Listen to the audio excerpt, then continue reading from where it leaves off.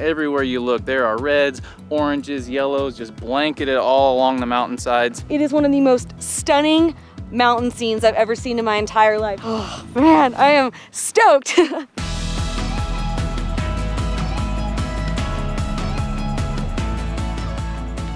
We just finished spending some time in Dawson City, which is such a cool historic town.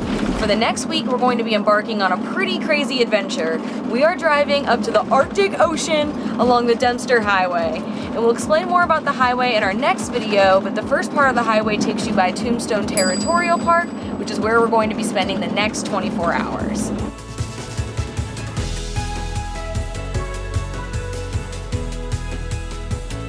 Seeing Arctic Ocean on a sign is just so surreal. Can't believe it, we're doing it! What?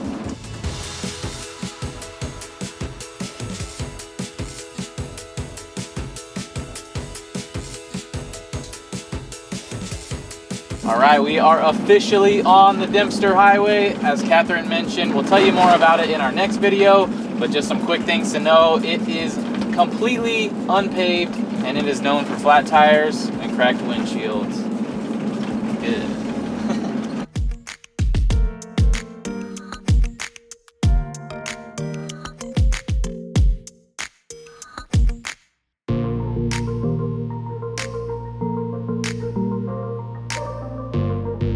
We have entered Tombstone Territorial Park, and the views just from the car are absolutely insane. We've wanted to come here for a really long time. It's been really high on our hiking bucket list, and I could not be more excited to be here.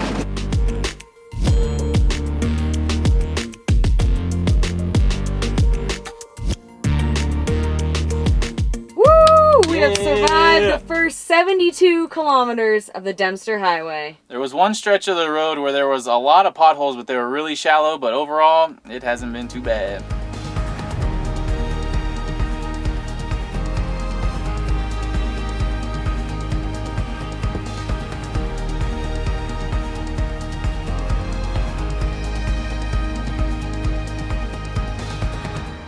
Tombstone Territorial Park is located about 110 kilometers north of Dawson City and is on the traditional territory of the Trondek, who called this area Ragged Mountain Land in the Han language, and that is a very accurate description. This park is known for its incredible scenery, including rugged mountain peaks, permafrost landforms, and abundant wildlife. It's even been sometimes referred to as Canada's Patagonia.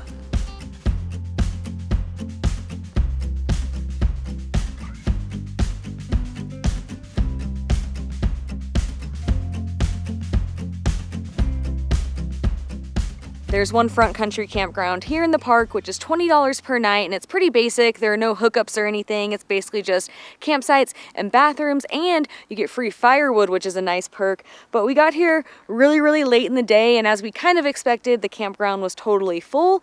However, if it is full, there are some options. You can park in their overflow parking lot at the campground for the same $20 fee, but since we got here really late, that was also kind of full. So there's another option. You can park at the Interpretive Center for $20 as well, so that's what we're doing tonight. So we're gonna camp here for the night, and then tomorrow morning we're gonna hike the Grizzly Lake Trail.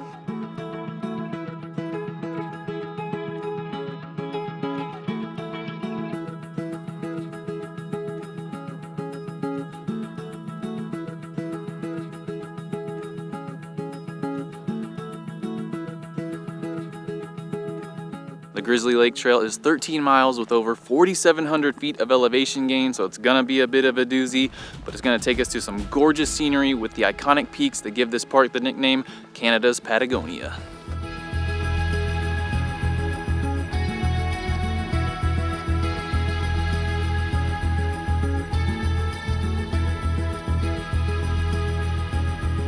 So we originally had hoped to backpack this trail and then camp at Grizzly Lake and then continue on to the other lakes, but there are only a set number of campsites at each lake. By the time we looked, unfortunately, they were all taken, so we decided to do this as a day hike instead, a very long day hike. Another important thing to know about this hike that's a little confusing online is on all trails it says that dogs are not allowed, but the park website says they are allowed. So we called the park in advance and they did confirm dogs are allowed on a leash. So thankfully, Kona gets to enjoy this one with us.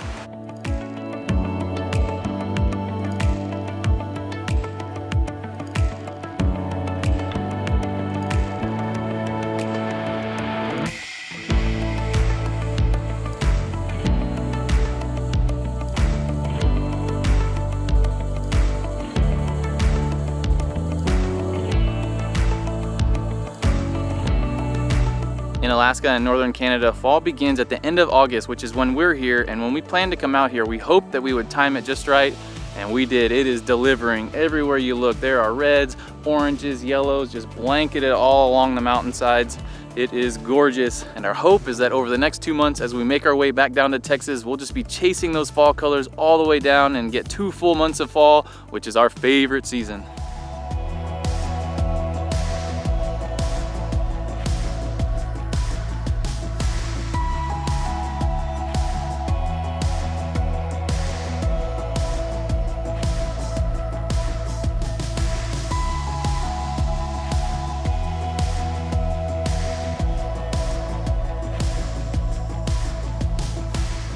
I cannot get over these colors. Absolutely insane. It's like Skittles out there.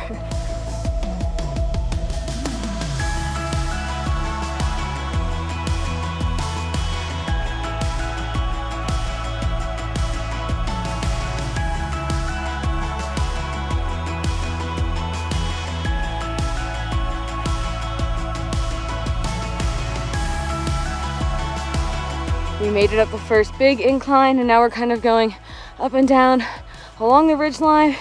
It was pretty steep. I'm pretty tired. And as you can tell, it's been really cloudy and foggy. The fog just rolls in and out super fast because it's pretty windy out, which makes it very cold. But we got a glimpse of the lake. Well, it was there. It was back there pretty far away. We caught a glimpse of it, but the really cool peaks around it have been socked in the whole time. So we'll see if we actually have the expansive views we hoped for, but even if we don't, like, just the scenery we can see and just the fall colors have made this hike so beautiful so far.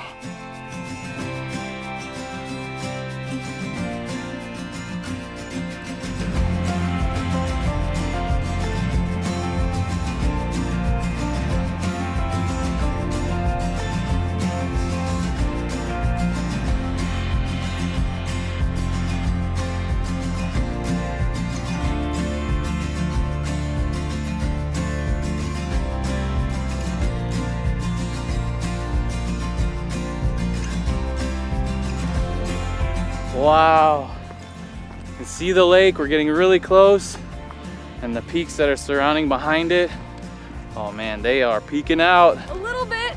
Yeah. Much better than earlier. Oh yeah. This is incredible. Heck yeah. Yes!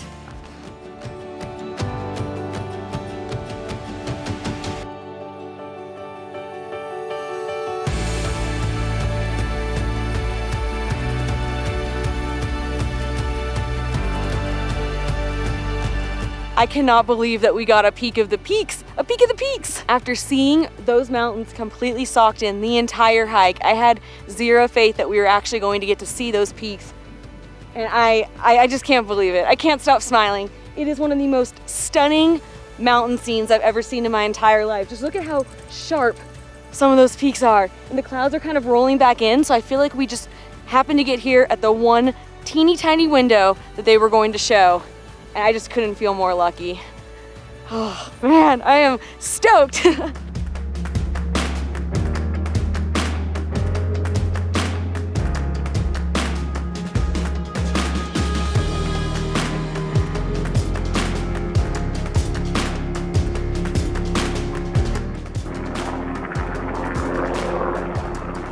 We just saw a helicopter fly down the valley all the way down to Grizzly Lake here in front of us, carrying basically a big bag of barrels. At these remote campsites like this, they have to helicopter in supplies, and so we're guessing that it was either the number 2 barrels or the gray water barrels, or probably both. But that was just so unexpected and cool to see. And there he goes. He has nothing hanging down now, so I guess he was just bringing more supplies, not replacing. Bye! Oh, that's so cool.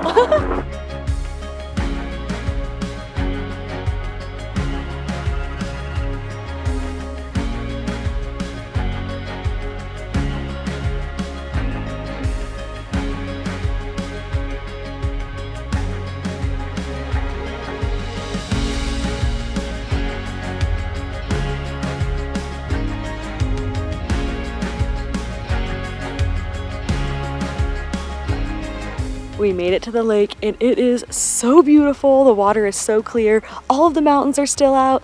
And as I mentioned earlier, there are a couple other lakes that people will backpack to, which you can get to from up in there. And I hear the scenery just gets better the further in you go, but it's a bit too much to do as a day hike. So this is our final stop for the day.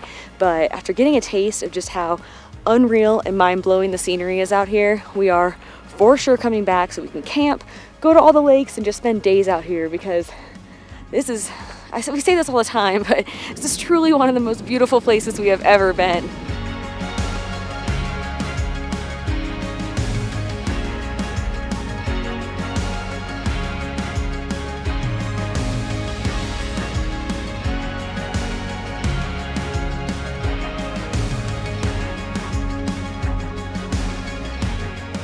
Even though we aren't able to camp here, we still wanted to share what you can expect at this campground if you come and camp here. You'll pitch your tent on these elevated platforms, and then when you walk down closer to the lake, there are 2 outhouses, barrels for gray water, food storage containers, and also these cool tents where you'll cook and eat your food. It's a pretty neat little setup, and it's much different than any other campground we've ever seen.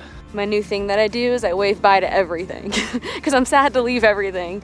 So I want it to know that I'm sorry I'm leaving you, I love you, I'll be back. Stay good till then.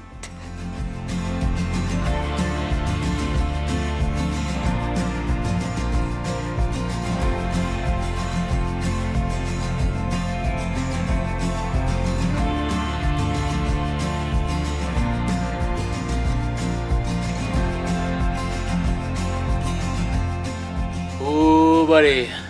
That was a long hike. It took us 11 hours, but wow. The scenery was jaw-dropping, just like everything else we've seen in the Yukon. We were so fortunate and so thankful that the weather cleared for us and we were able to see all of those views. It was a perfect day. Could not have asked for anything better. But tomorrow, we are going to continue on the Dempster Highway. And one of us is very excited, and one of us is very nervous. Who would that be? I don't know. So stay tuned and cross your fingers for no flat tires.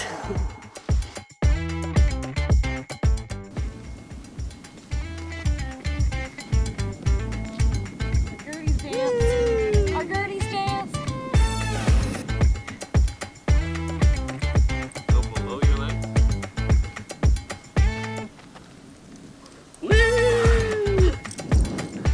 Ready to go perform at Gertie's next season. Come find us.